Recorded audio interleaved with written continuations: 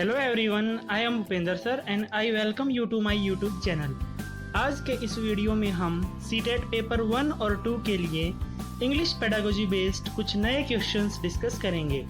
Video start करने से पहले हमारे चैनल को सब्सक्राइब कर लें ताकि जैसे ही नया वीडियो अपलोड किया जाए उसका नोटिफिकेशन आप तक पहुंच जाए। तो चलिए अब हम वीडियो को स्टार्ट करते हैं। तो आज के लिए पहला क्वेश्चन है, Communicative competency is a subset of functional grammar and its approach in teaching will allow students to। यानी जो communicative competency है वो एक पार्ट है, सबसेट जो है वो हम पार्ट को बोलते हैं और वो किसका पार्ट है? फंक्शनल ग्रामर का है। And its approach in teaching will allow students to. यानी इसमें ये कहा गया है कि जो फंक्शनल ग्रामर है वो मेनली कम्युनिकेटिव कॉम्पिटेंसी को फोकस करती है, यानी उसमें हमें कम्युनिकेशन के ऊपर फोकस करना होता है। और अगर हम फंक्शनल ग्रामर स्टूडेंट्स को टीच करेंगे तो उससे क्या बेनिफिट होगा? आपके ऑप्शंस हैं। पहले ऑप्शन में कहा गया है कि students will learn structures and use them accurately, कि बच्चे जो हैं वो स्ट्रक्चर्स को लर्न करेंगे और उनको एक्यूरेटली यूज करेंगे। तो बेसिकली ये जो स्ट्रक्चर्स के ऊपर जो फोकस होता है वो ट्रेडिशनल ग्रामर में होता है, फंक्शनल ग्रामर में नहीं होता है। सेकंड ऑप्शन में फिर से स्ट्रक्चर्स को यूज करने की बात की गई है कि use structures in a range of output text. तो अगेन ये भी ट्रेडिशनल ग्रामर का एक पार्ट होता है। थर्ड ऑप्शन में बात की गई है learn grammar through meaningful communication. यहाँ पे कम्युनिकेशन के ऊपर फोकस किया गया है। तो डेफिनेटली इसका राइट आंसर थर्ड वन है। फोर्थ ऑप्शन की भी हम बात कर लेते हैं, enable teachers to expose the students to grammar in lower classes. यानी लोअर क्लासेस में बच्चों का ग्रामर के साथ एक्सपोज हो जाते हैं, बच्चों को नॉलेज हो जाती है ग्रामर की। तो फंक्शनल ग्रामर जरूरी नहीं कि लोअर क्लास में ही हो, वो किसी भी क्लास में हो सकती है। तो फोर्थ भी राइट आंसर इसका नहीं है। तो इस तरह से हम देखते हैं कि इस क्वेश्चन का राइट आंसर हमारा हो जाता है थर्ड वन। चलिए अब हम नेक्स्ट क्वेश्चन पर आगे बढ़ते हैं। Students can master complex language structures without being aware of the fact that they are doing so. True.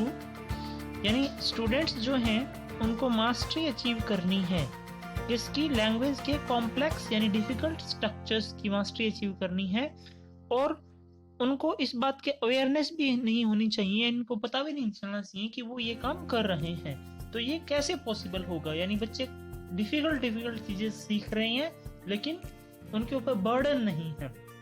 तो डेफिनेटली आप मेरा इशारा समझ गए होंगे कि ऐसा सिर्फ खेल खेल में शिक्षा जिसको हम बोलते हैं लर्निंग बाय प्लेवे मेथड से ऐसा हो सकता है।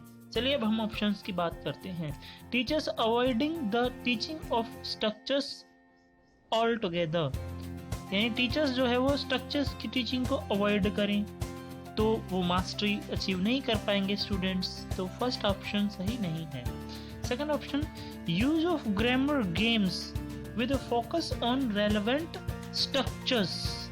तो यहाँ पर इस ऑप्शन में गेम्स की बात की गई है, तो इसका सही आंसर सेकंड वन होएगा कि बच्चे गेम में सीखेंगे, खेल खेल में सीखेंगे और फोकस रहेगा स्ट्रक्चर्स के ऊपर। चलिए हम नेक्स्ट थर्ड और फोर्थ ऑप्शंस की बात कर लेते हैं।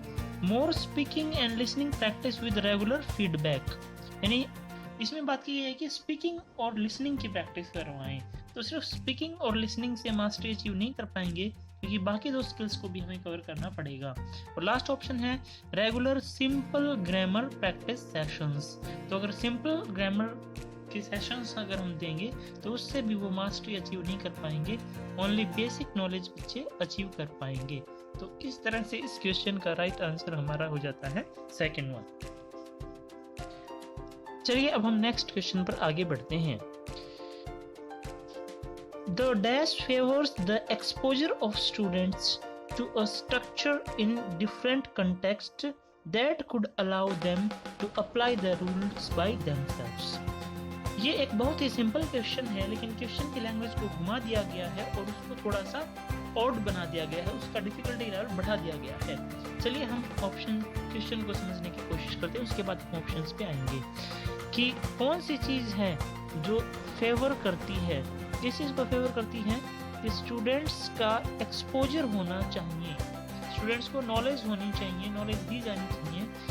किस चीज़ की? A structure in different context, यानी एक स्ट्रक्चर जो डिफरेंट कंटेक्स्ट में उसको हम यूज करके दिखाएं, और उससे क्या होगा, दैट कुड अलाउ देम, उससे बच्चों में ये एबिलिटी आ जाएगी कि वो अप्लाई कर सकेंगे, रूल्स को अपने आप अप्लाई कर पाएंगे। तो यहाँ पर एक सिंपल फॉर्म में ये बात की गई है कि कौन सी चीज़ हमें ये बात कहती है कि हम बच्चे को एग्जाम्पल्स पहले दें, और उन एग्जाम्पल्स को देने से बच्चे जो हैं वो अपने आप रूल्स को सीख जाएंगे। तो ये जो बात स्ट्रक्चर इन डिफरेंट कंटेक्स्ट कही गई है, ये एग्जाम्पल के बारे में बोला गया है, और रूल्स वर्ड जो है वो आपको क्वेश्चन के एंड में दिखाई दे रहा है। तो ये एग्जाम्पल टू रूल, ये वाली प्रोसेस कौन सी चीज़ में फॉलो होती है?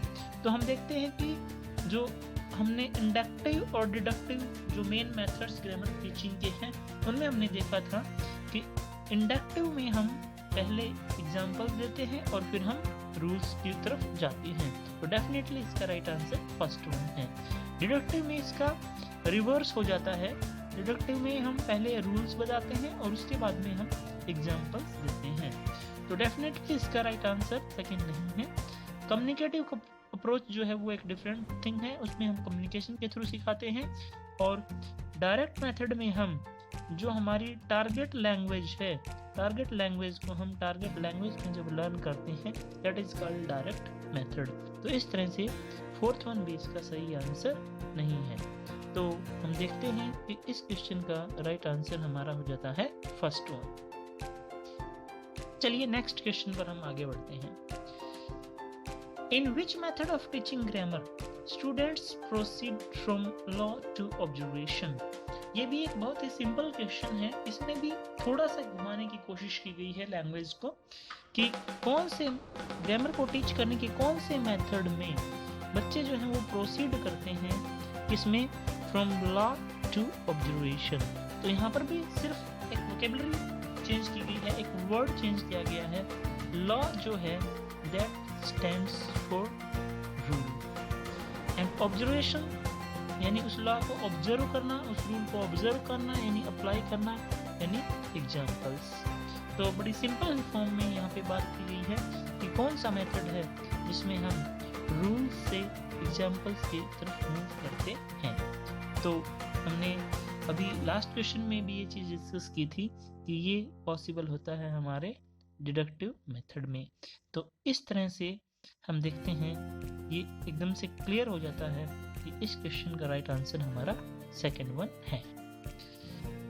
चलिए अब हम नेक्स्ट क्वेश्चन पर आगे बढ़ते हैं। Which of the following types of grammar is called functional grammar?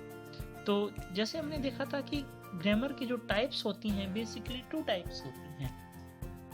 First one is traditional grammar and second one is functional grammar. लेकिन इन दो टाइप्स के बहुत सारे अलग अलग नेम्स होते हैं। जैसे जो ट्रेडिशनल ग्रामर है उसको हम फॉर्मल ग्रामर भी बोल सकते हैं, उसको हम प्रिस्क्रिप्टिव ग्रामर भी बोल सकते हैं, उसको हम थ्योरेटिकल ग्रामर भी हम बोल सकते हैं। तो ये जो तीन नाम यहाँ पर दिए गए हैं, बात की गई है, ये सब फॉर्मल ग्रामर के नेम्स हैं। लेकिन यहाँ पे बात की गई है क्वेश्चन में फंक्शनल ग्रामर की। तो फंक्शनल ग्रामर इनमें से किसी भी नाम से नहीं जानी जाती। बेसिकली फंक्शनल ग्रामर का जो दूसरा नाम होता है वो होता है डिस्क्रिप्टिव ग्रामर। डिस्क्रिप्टिव ग्रामर जो है वो उसका दूसरा नाम है फंक्शनल ग्रामर का। तो इनमें से कोई भी सही ऑप्शन नहीं है पहले तीन में से। तो इस तरह से हम इसका राइट आंसर कर देंगे फोर्थ वन। तो इस तरह से ये थे हमारे आज के क्वेश्चंस। नेक्स्ट वीडियो में हम कुछ और नए क्वेश्चंस के साथ मिलेंगे। अगर आपको इंग्लिश पेडागोजी या जर्नल कंपटीशन से रिलेटेड कोई क्वेश्चन या डाउट पूछना है तो आप अपनी क्वेरी कमेंट बॉक्स में सेंड कर दें ताकि आगे आने वाले वीडियोस में उनको इंक्लूड किया जा सके। So thank you for watching this video.